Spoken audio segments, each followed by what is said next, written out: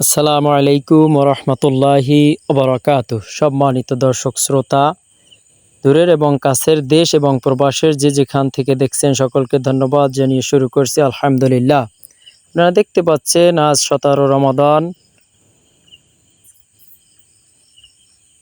বড় ভাইয়ের সহযোগিতায় প্রায় 400 মা বোনদের জন্য ইফতারির আয়োজন কার্যক্রম চলছে আলহামদুলিল্লাহ, এবং একটি মসজিদের মুসল্লিদের ইফতারির জন্য আয়োজন চলছে আলহামদুলিল্লাহ। আপনারা দেখতে পাচ্ছেন মসজিদের মুসল্লি ইফতার নিয়ে যাচ্ছেন, বিরিয়ানি।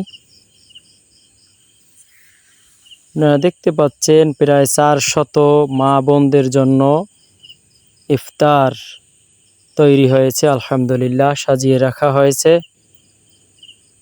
14 নং বারৈখালী ইউনিয়ন, মোরেলগঞ্জ, বাগেরহাট।